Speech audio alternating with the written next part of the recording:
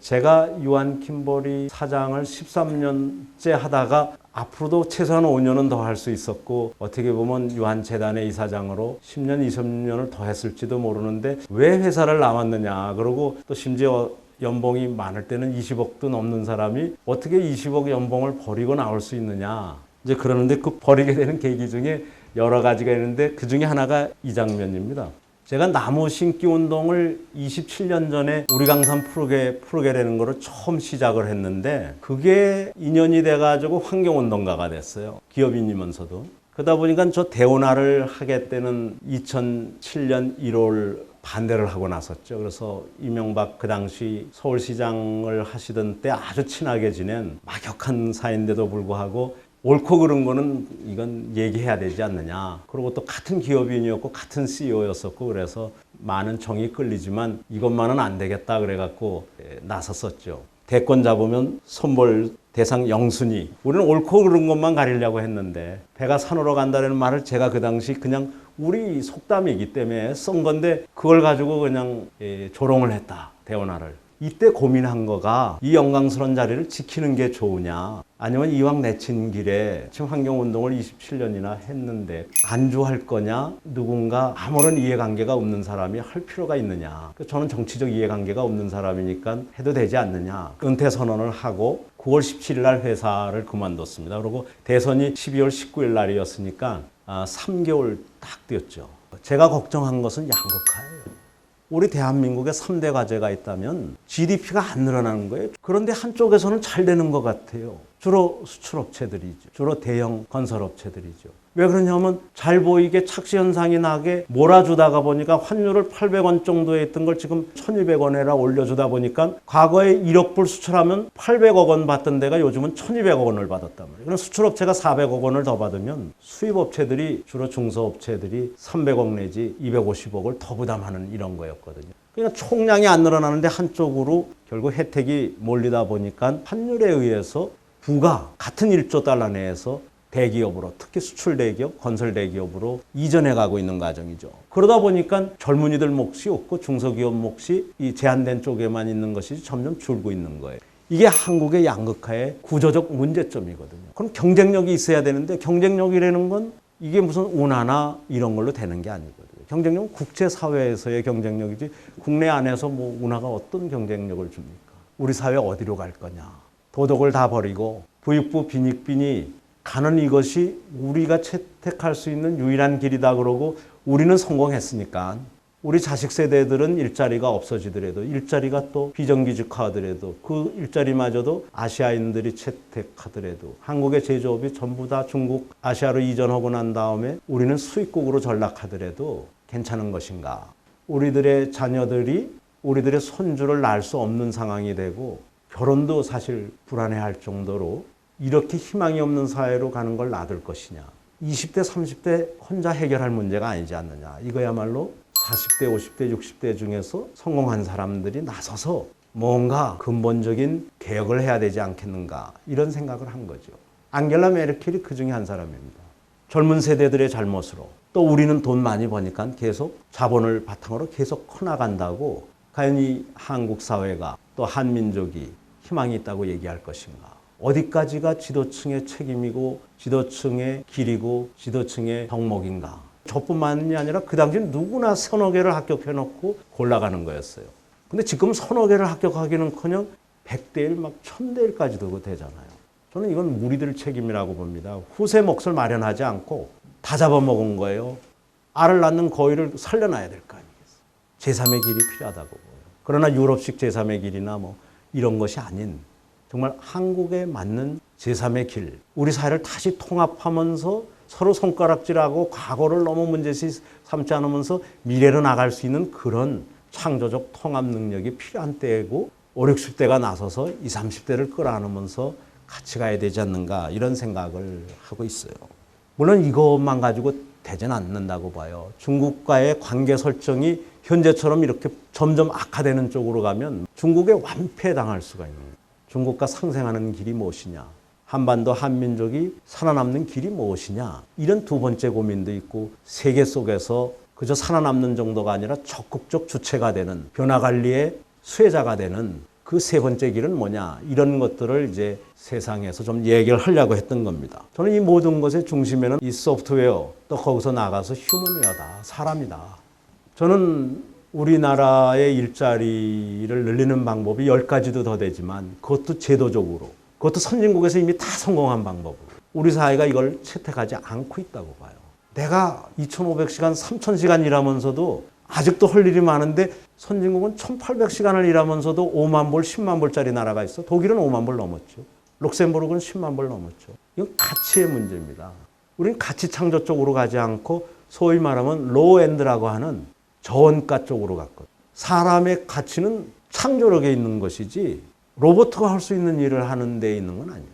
창조력 쪽으로 가고 가치 창조 쪽으로 갔어야 되는데 우리는 로우엔드로 가면서 중국과 원가를 자꾸 비교하고 중국 근로자, 동포 근로자, 비정규직 이런 쪽으로 간 거거든. 주요 선진국 평균이 75%인데 우리는 57%밖에 안 돼요. 정부 통계에서 유리하게 좀 많은 걸로 보이게 하려도 61, 2%밖에 안 돼요. 그럼 이 20%의 갭이 700만 내지 800만의 일자리가 한국은 부족한 거예요. 여기 한국에서 500만만 더 일자리가 있다고 생각해 보세요. 저는 한국 근로자들의 삶의 질이 전혀 달라지고 가정의 분위기가 달라지고 지역사회 분위기가 달라지고 부모 자녀 사이의 관계가 달라지고 공부할 시간이 생기고 대학이 활성화가 되고 국제 경쟁력이 활성화가 되고 선순환에 들어간다고. 근데 우린 실제 얼마나 일하느냐? 이렇게 일해요. 그러나 30년, 40년 일할 사람은 그렇게 일하면 안 돼요. 1,800시간 일하는 사람에 비해서 3,000시간 일하고도 경쟁력이 떨어지고 연봉이 반, 3분의 1밖에 안 되는가. 과로를 자랑하지 말아야 되고요. 그다음에 두 번째는 근무 연령이에요. 일부 요즘 기업들이 45세 구조조정하자고 그러는데 꼭 필요한 데는 해야죠. 그러나 그게 유행이 돼서는 안 된다는 거죠. 우리가 90세까지는 살 텐데 드라카 부인의 100주년 기념 행사를 한국에서 합니다. 도리스 여사인데, 도리스 드라카인데 지금 99세인데 정정하시거든요. 99세에 정정하고 한국 여행을 와서 한국에서 100세 기념 파티를 하려고 그러는데 우리는 45세의 사람을 몰아내려고 그러잖아요. 그 사람들한테만 나쁜 일이겠습니까? 우리나라 가정, 우리나라 사회, 우리나라 기업, 국가 전체적으로 55년을 어디서 먹고 삽니까? 그럼 미국 사회에서는 어떻게 75세, 80세에도 일을 하는 사회의 일부는 미국에서 나이를 물어보면 위헌입니다. 우리나라의 성희롱 아직 익숙하지 않아서 많은 사람들이 성희롱에 걸리듯이 나이 물어보는 거 미국에서는 성희롱하고 똑같이 문제가 되는 거예요. 근데 우리는 45세 다 나이 알아갖고 너 나가라 그러잖아요. 아니면 55세 너 나이 55세지. 이거 물으면 안 되게 돼 있는 건데 외국에서는. 우린 나가라 그래요. 능력과 잠재력에 아무 상관없이. 그런 것들을 바로 잡으면서 우리 사회 전체를, 기업 전체, 국가 전체의 근본적인 아키텍처링을 다시 하고 리엔지니어링하고 리디자인을 하지 않으면 지도층들은 전부 죄인으로 남는다는 거예요. 왜 대학 시절에서 최우수생을 100대 1로 뽑은 사람들이 왜 5년, 10년 후에 왜 이 사람들이 내 마음에 안 들지? 이 시대의 경쟁력이 없지? 자기 탓이라고 생각 안 해요. 그 사람 탓이라고 생각. 마음에 들어서 뽑은 사람이 나빠졌으면 다 100% 자기 탓 아닙니까? 기업 탓 아니면 상사 탓이거나 동료 탓인데 뭔가 롤 모델이 없었고 평생 학습의 기회가 없었고 지속적인 자기 발전에 톱날을 계속 갈아야지 톱이 드는 것이지 첫 번 새 톱 샀다고 5년 10년 쓸 수 있는 거 아니잖아요. 사람도 똑같거든요. 입사할 때의 국제 경쟁력을 75세까지도 끌고 갈 수 있느냐. 그게 선진사회라고 봅니다. 45세에 다 내쫓는 그 사회는 소모적일 뿐만 아니라 경쟁력이 있을 수가 없죠. 그러면 앞으로 다음 단계는 뭘 것이냐. 그쪽에서 앞서 있는 사람이 피터 드럭합니다. 다음 사회가 뭐냐? 지식사회다. 그리고 평생학습 사회다.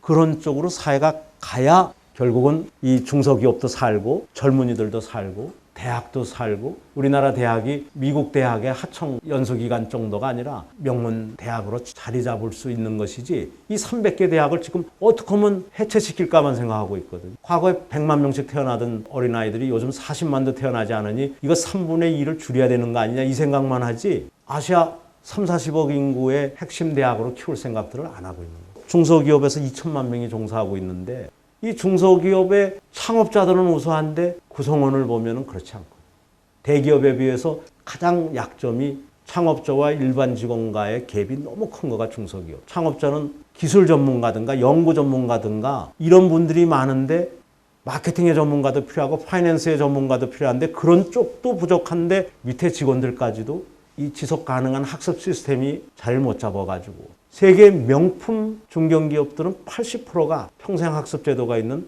북유럽 5개국과 독일과 스위스 정도에 몰려 있어요. 히든 챔피언이라는 책을 한번 보세요. 전 세계 명품 기업의 어떻게 80%가 이 7개국에 몰려 있는가? 바로 이 학습 체제. 드라카가 얘기한 이미 발생한 21세기의 가장 경쟁력의 기본 메커니즘을 우리 사회는 기득권 때문에 가질 못하는 거예요. 기득권이 학연혈연 지원을 더 중시하지 평생 학습을 중시하지 않는 거예요. 그런 과거에 기반하지 않은 사회, 그것이 설령 부패하고 부정하지 않는다 하더라도 과거에 기반한 사회가 어떻게 대한민국을 세계로 끌고 가겠어요. 미래의 환경, 미래의 기술, 미래의 지식, 미래의 고객, 미래의 고객이 원하는 가치, 그것들의 창조 쪽으로 가야 된다는 거죠. 그러기 위해서는 우리도 과감하게 새로운 개념의 지식기업을 탄생시켜서 독일이나 북유럽 5개국이 얘기하는 평생학습 체제가 자리를 가지고 있는 그런 명품 중견기업이나 벤처를 많이 키워야 된다는 거죠. 그게 이제 히든 챔피언이라고 헤르만 지몬이라는 세계적인 베스트셀러를 쓴 사람의 핵심 내용입니다. 우리는 2,700, 2,800만 명의 일자리가 적정한 나라인데 지금 2,300만 밖에 안 되기 때문에 또 선진국 일부 나라 보면 거의 우리나라 규모에서 3,000만까지도 일자리를 만들 수 있기 때문에 굳이 이 과로를 시키면서 또 로우엔드만을 키워가는 이런 양극화 쪽으로 가지 말고 사회 전체를 정규직, 그다음에 고부가치 이런 쪽으로 가면서 육체근로 사회를 지식근로 사회로 과감히 변화시켜야 된다. 이게 드러카의 주장입니다. 드러카는 한국에 대한 아주 친한파예요. 그 양반이 95세 11개월, 만 96세 다 돼서 돌아갈 때까지 한국 걱정을 참 많이 했어요. 교육으로 일어선 대한민국이 다시 한번 교육으로 일어나야 되겠는데 대학까지의 교육에서 멈춰버렸다는 거예요. 전 세계는 평생학습으로 몰려가고 전 세계는 다언어 체제로 몰려가는데 평생학습 안 하고 다언어 체제 안 하고 어떻게 한국이 IT 기술 일부만 가지고 세계를 이끌 수 있느냐. 이거 아니라는 거죠. 인도에 질 수 있고 중국에 진다. 규모에서는 중국에 지고 질에서는 인도에 진다. 저는 이런 것을 해내는 역할이 여기 계시는 다음 세대 우리 지도자들의 역할이시라고 보고 그런 것들의 일부 꿈들을 여기서 했고 어떻게 보면 실패담 같지만 사실은 이런 꿈들을 솔직하게 공유하고자 했던 겁니다. 우리나라 규모에서 관광객이 5천만이 들어와야 된다는데 도심에다 뭐 이것저것 디자인쇼 하는데 그걸로 되진 않아요. 왜 5천만이 못 옵니까? 쇼핑센터가 전부 미국에 있는 쇼핑센터나 뭐 중국에 있는 쇼핑센터나 똑같으면 한국에 와서 쇼핑할 일이 있습니까?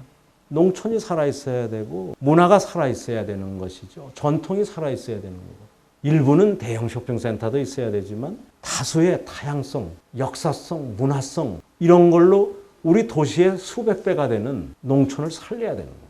우리 땅 좁다고 얘기할 이유 하나도 없어요. 우리가 살고 있는 도시는 1%도 안 돼요. 도시 재개발해봐야 0.몇 프로 재개발하는 거 아닙니까? 그러나 우리 국토의 8, 90%는 특히 농촌만 하더라도 20% 가까운 땅이 전 세계 사람들을 끌어들일 수 있는 건데 우리가 다문화도 안 하고 다언어도 안 하지만 무엇보다도 농촌이 너무 버려져 있는 겁니다. 이게 어디 단순한 에그리컬처럴 프로덕트의 산지가 아니잖아요. 문화상품, 교육상품, 휴양상품, 의료상품 한 가구당 1억의 농촌소득이 나오는데 우리는 농가소득이 태반이 농업소득이다 보니까 아직도 3천만 원. 정부 보조금에 오잖아요. 이런 것들을 고쳐나가야 된다고 보는 겁니다. 결국 지도층이 변해야 된다고. 지도층이 지도층다운 역할을 해야지 이 거대한 세상의 변화에서 맨 앞장서야지 기득권을 지키는 역할을 하면 안 된다고 봅니다.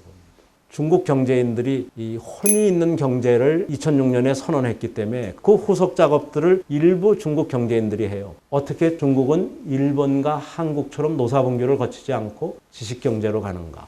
이거를 얘기하고 2006년에 발표한 11차 5개년 계획의 정부 발표문에 중국은 지식경제를 선언하고 혼이 있는 경제를 선언한다라고 얘기합니다. 손발만 사는 게 아니라 머리도 사고 가슴도 사는 그런 경제와 경영을 하겠다고 선언한 지 올해가 5년째입니다. 그러면서 이분들 얘기가 이 세 가지가 균형을 이루는 사회를 가겠다는 거예요. 유한킴볼이나 포스코가 이걸 비슷하게 선언했기 때문에 보러 오는 겁니다. 트리플 바텀라인, 파이낸셜 바텀라인이 순이익만 중요한 게 아니라 소셜 바텀라인, 인바이러먼털 바텀라인이 같이 중요하다는 거죠. 나는 현재 조그만 기업에 있는데 내가 언제 삼성처럼 되나 이렇게 고민하실 필요 없다고 봐요. 삼성을 참 좋아합니다. 왜냐하면 저를 제일 먼저 장교 시절에 뽑아줬던 회사가 삼성이기 때문에. 그런데 가기는 유한해 갔어요. 훨씬 적죠. 더더구나 유한의 신생회사인 유한 킴벌리, 우리나라의 어떻게 보면 첫 합작회사나 다름없는데 아주 조그만 인원 몇십 명도 안 되는 회사를 굳이 갔어요. 우리나라의 제1의 기업인 삼성을 안 가고 35년이 지나서 휴잇 같은 세계적인 평가기관이 할 때 삼성도 높은 평가를 받지만 5, 6년을 보면 항상 우리가 맨 앞에 있었거든요.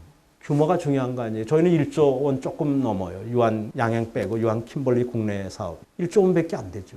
삼성은 100조가 넘죠. 한 5, 60개 기업 합하면. 우리도 뭐 킴벌리 클락이나 이런 데 합하면 우리도 한 25, 6조나 30조는 되겠지만 킴벌리 클락 빼고 유한 양행 빼고 유한 킴벌리만 보면 한 1조 몇 천억인데 어떻게 1조 몇 천억짜리와 100조짜리를 비교해서 삼성은 되게 그룹으로 얘기하잖아요.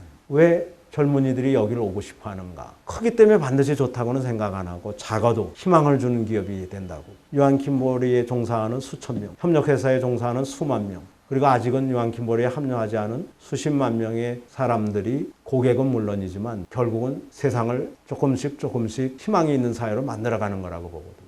저는 제가 13년 회장 겸 대표이사 사장을 하면서 단 한 명의 사람도 안 잘랐고 단 한의 협력 기업도 안 잘랐어요. 그렇지만 죽어가던 기업을 순이익을 20, 30배로 키우고 시장 점유율을 너댓 배로 키우고 아시아의 수십 개의 나라에서 주도하는 그런 기업으로 바꿨는데요. 작은 기업을 크게 하시는 거가 중요하지 큰 기업에서 사람 자르는 일을 너무 많이 하는 거는 사실은 그거 뭐 시너지라고 그러지만 그런 건 우리 한국어의 시너지하고는 다른 시너지입니다. 한국의 시너지는 상생을 오히려 뜻하는데 미국에서 시너지는 원가절감을 뜻하면서 많은 사람 자르는 걸 의미하거든요. 좋은 건 큰 기업을 따라해야 되지만 그렇지 않은 건 또 우리는 거부할 줄 알아야 된다고 봅니다. 이 중국인들이 주목하고 있는 거는 평생학습 체제예요. 어떻게 하면 현재 월 400불밖에 안 되는 근로자들을 2,000불, 3,000불까지 노사분기 웃고 분신자살 없이 가느냐. 일본도 분신자살이 많았고 한국도 많았는데 중국 14억 인구가 분신자살하면 이거 곤란하대요. 어떻게 한 기업에서 13명이 자살할 수가 있어요. 중국의 경제인들은 그걸 걱정하는 거예요. 내 기업에서는 한 명도 안 죽게 만들겠다. 나는 400불을 2,000불까지 3,000불까지 올려주는 방법을 차라리 연구하겠다. 그러려면 뭐냐? 그 사람들을 지식근로자로 바꿔야 되지 않겠는가. 그 사람들이 혼이 있는 나 경영자처럼 나 사장처럼 나 주주처럼 열정과 혼이 있는 전문성이 있는 그런 사람으로 만들면 되는 거 아니냐. 이게 중국 경제인들의 판단입니다. 그분들이 제일 눈여겨보는 게 이 인터널 스쿨입니다. 자발적 사내 학교. 그래서 강요된 집체 교육이 아니라 각자 알아서 자기의 강점과 자기의 특성과 기호를 극대화시키는 쪽에 필요한 교육을 하는 거예요. 강점에 기반한 교육. 그리고 상호 인터디펜던스를 하기 위한 거. 서플라이 체인 전체에서 크로스 펑셔널하게 협력하는 데 필요한 이런 그 교육을 자발적으로 하면서 특히 포크로 토시프트는 이미 3조가 있는 데서 한 조를 더 늘려서 4조. 그러면 인원이 한 33%가 더 필요하지만 33%를 다 안 늘리기도 하는 방법이 선진사회에서 이미 입증된 게 많이 있으니까 그건 나중에 고민하고요. 4조 2교대에서는 선진국은 대개 2조가 3일1하고 2조가 놀고 그 다음 3일은 놀던 CD조가 3일1하고 AC조는 3일 놉니다. 그리고 일요일은 다 같이 놀고. 그러나 일요일에 꼭 일해야 될 일이 있으면 4일 일하고 4일 놉니다. 그래서 3.5일 일하기는 어려우니까 4일 연속해서 일하고 4일 한쪽은 놀다가 그 다음 4일은 하면 평균 3.5일 꼴이 오는데 이 제도가 그거예요. 그래서 보면 180일 일하고 185일 노는 체제인데 이거 하면 나라 망할 것 같고 회사 망할 것 같은데 이거 해갖고 망한 기업은 그냥 다 성공한 거죠. 포스코도 그렇고 유한킴벌리도 그렇고. 근데 1조 있는 회사 보러 4조 하라고 그러면 되겠습니까? 우리나라에서 치과 쪽에서 이걸 많이 도입했는데 치과는 1조만 있다가 1.5조로 해서 야간조를 늘렸어요. 주말조를 늘렸어요. 그래서 토요일, 일요일 날도 요즘 진료하는 치과가 많이 늘어난 게 이 개념을 3조에서 4조 가는 거를 1조에서 1.5조나 2조로 가면서 야간조, 주말조를 만든 겁니다. 그러다가 보니까 한국의 치과 기술이 최고래요. 왜냐면 임플란트나 이런 거를 많이 할 수 있는 기술을 습득할 시간이 많아가지고 임플란트 소재와 기술이 세계 최고라는 겁니다. 요즘 성형 쪽이 세계 최고 쪽을 달리는 것도 결국 학습 때문에 그런 거예요. 3조 있던 회사가 4조로 갈 때 A, C조가 낮과 밤에 일하는 때 B, D조가 놀고 그 다음에는 B, D조가 나을 일하고 A, C조가 노는 거예요. 근데 저걸 3일로 단축하는 경우도 많다는 걸 말씀드렸죠. 특히 일이 적을 때는 이왕 노는 거 하루는 더 놀자. 그래서 일요일 날 다 같이 노는 겁니다. 그리고 이제 무슨 국경일이나 추석이나 설날 같은 때는 다 저렇게 놀죠. 그러면 연간 180일 나올 때와 연간 270일 회사 나올 때의 에너지 사용량이 얼마나 다르겠어요? 개개인별. 이왕 나온 길에 12시간 하는 건 힘들지만 많은 분들이 하루 나오면 12시간 있잖아요. 그럼 그걸 아예 표준화하자는 거죠. 에너지 쓰고 통근 시간 들여가지고 출퇴근 시간 들여서 나온 이상은 12시간 일하고 집중 근로하는 거죠. 그 대신 나흘이나 3일만 일하자는 거죠. 이게 뭐 전 세계 표준인데 한국에서는 이렇게 하는 데가 아직 300개 기업이 안 됩니다. 연간 185일을 놀다가 보니까 이렇게 토요일 날 오후에 공부하자고 그러면 다들 싫어하는데 나흘이나 연속 놀다가 공부하자고 그러면 돈도 들어가고 뭐 갈 데도 없고 그런데 회사에서 자기가 원하는 공부하라고 그러니까 나흘째 다들 몰려온 겁니다. 더더구나 회사에서 특근비를 진짜 특근은 안 달아주는데 공부하는 특근은 특근비를 달아주거든요. 그러니까 특근비 생겨서 좋죠. 어디 돈 안 놀러 다니려면 돈 들어가는데 돈 절약돼서 좋죠. 그 다음 날부터는 다시 회사 돌아와야 될 텐데 프리워밍 하거나 어저스트 백 하는 계기도 돼서 안전사고가 획기적으로 줍니다. 연간 360시간까지 요한 킴버리는 회사 부담으로 해주죠. 그리고 자기가 원하는 걸 뭐든지 하도록 해놨어요. 초기 입학 회사 들어온 지 얼마 안 되는 사람은 물론 기술적인 거가 많고 회사가 제공하는 기본 컴펄서리 과정들이 제법 있어요. 그러나 시간이 가면서 이 컴펄서리는 거의 없고 또 직업과 관련된 것은 점점 줄면서 저 소셜 리더십 그런 것들이 늘어요. 그래서 심지어 아내 설득하는 데는 정말 난 능력이 없다. 난 남편 설득하는 데는 능력 없다. 이런 사람들이 있으면 10명이 모아서 니고시에이션 클래스를 만들면 회사가 대주는 겁니다. 그래서 회사에는 예를 들면 EAP 프로그램이라는 게 있어요. EAP 프로그램은 Employee Assistance 프로그램이에요. 이 프로그램에서는 전문가가 회사 일이 아니더라도 상관없는 모든 문제를 우선 들어주는 거예요. 비밀 지켜주고. 대안을 요구하면 대안을 제시해주고 하는 프로그램인데 닥터들이 하는데요. 굉장히 인기 있습니다. 근데 그거는 이제 전문가의 도움을 받는 거지만 스스로들 모여가지고선 협력의 우리나라의 최고봉은 어느 CEO란다, 어느 교수란다. 그 사람 모아가지고 공부하는 겁니다. 10명, 20명 단위. 그 사람들이 아내를, 자기 자녀를, 남편을 설득할 수 있으면 직장에서의 만족도는 엄청나게 올라가거든요. 관계가 없다라고 우리나라 사람들은 믿어왔지만 사실은 가정에서의 평화가, 자녀들과 배우자와의 평화가, 또 동료와의 평화가 직장 성과의 태반을 좌우하거든요. 이런 것들을 바꿔나가자는 거죠. 1인당 제한, 채택된 제한이 10건이 넘습니다. 그러니까 대개 요한 킴버리 공장이 한 300명에서 400명의 근로자를 가지고 있는데 한 공장당 3,000개 내지 4,000개의 이노베이션 내지는 인벤션이 일어납니다. 도요타보다도 높은 수준이죠. 그렇기 때문에 600개가 넘는 제품이 매년 전혀 다른 제품으로 변형돼서 나오고 우리나라의 경쟁자들이나 뭐 백조를 파는 P&G의 제품이 항상 구식처럼 보이는 이유가 이 제도 때문에 빨리 기술의 변화를 받아들이고 크로스 펑셔널하게 그리고 서플라이 체인 전체적인 협력을 하고 서플라이 체인 전체에서의 재고를 사실상 제로화했기 때문에 신제품이 개발되자마자 시장으로 나가는 이 고투 마켓 스피드를 높였기 때문에 누구나 다 내 안에서만 잘하겠다고 그러는데 사실은 내 부문은 물론이고 내 회사는 물론이지만 내 서플라이 체인 상류에 있는 수많은 부품업체나 소재업체들 하류에 있는 대리점과 유통업체들 소비자 그리고 상황에 따라서는 정책 결정자들 시민단체들 대학도 어떻게 보면 함께 이노베이션에 참여해야 된다고 봅니다. 폭스콘에서는 1년에 막 13명이 죽는데 요한 킴버리는 13년 동안 단 한 명도 그런 분이 없습니다. 어떻게 보면 수만 명이 일하는 직장에서 1년에 10만 명이 직장에서 몸을 버립니다. 자살이 2만 명이에요. 그거 다 우리 사회의 우리들의 문제지 남의 문제가 아닌 거예요. 줄일 수 있는 거고. 직장에서의 산업재해에 의한 피해가 16조 원이라고 합니다. 이게 경제적 손실로 따진다는 게 좀 창피하고 부끄러운 얘기지만 사람의 목숨과 그 가정의 행복도 중요하지만 16조, 17조를 왜 버려야 되는가? 이것이 과연 도덕이 살아있는 세상인가? 뭐 품질이라든가 생산성, 공장을 대개 3개를 가지고 있어야 저희 한 공장을 따라오질 못합니다. 워낙 생산성 차가 나니까. CEO가 아주 뛰어난 사람이 있는 공장과 전체 근로자가 뛰어난 공장을 비교하면 CEO는 비교도 안 됩니다. 초기에만 앞서는 것 같죠. 나중엔 300명이 3,000명이 고민하는 거가 훨씬 경쟁력이 있고 특히 인벤토리를 죽인다라든가 신기술을 채택하거나 고투 마켓 스피드를 가속화하는 데는 절대적으로 서플라이 체인 혁신이 필요하고 모든 근로자의 entrepreneurship from everybody 이게 굉장히 중요합니다. P&G가 한국에서 20년을 장악하고 있다가 손을 털고 나갈 수밖에 없던 거 100몇십조 원을 파는 회사가 전 세계에서 유일하게 한국에서 손을 털고 나갈 수밖에 없고 일부 나머지 성공하는 제품만 남아있는 이유가 결국 그쪽은 스케일이었고 100조가 넘는 스케일이었고 우리는 2천억도 못 팔던 회사가 오히려 종업원들과 함께 운명을 같이 하고 평생학습 제도를 들여놓은 순간서부터 변형돼 갖고 지금은 1조 몇천억을 파는데요. 그리고 고부가 가치도 하고 수출도 해서 그렇습니다만 결국 우리는 지도층들이 기득권 때문에 자신도 망치고 사회도 망치고 국가도 망칠 수 있고 미래 세대의 몫을 빼앗는 겁니다. 60조 시장으로 뻗어나갈 수 있는 기회가 있는 건데 60조 달러 시장으로. 우리는 이 1조 달러에서 누가 먹을 거냐? 대기업이 더 먹을 거냐? 중소기업이 먹을 거냐? 40대, 50대, 60대가 정규급을 받고 20, 30대는 비정규급을 줄 거냐? 세대 간의 싸움, 규모 간의 싸움. 이건 잘못된 거죠. 아까 21세기 경쟁력은 capacity to learn fast라고 그랬습니다. 이것을 모듈화해갖고 책으로 써서 세계 베스트셀러를 만든 그 드라카의 제자가 스티븐 코비입니다. 스티븐 코비의 아들 스티븐 M.R. 코비도 스피드 오브 트러스트라는 책을 써서 베스트셀러가 됐는데 이 두 사람이 얘기하는 거가 윤리적 신뢰, 투명성 이 속에서 그 다음 필요한 거는 책임성이다. 그 분야의 최고봉에 가는 것이다.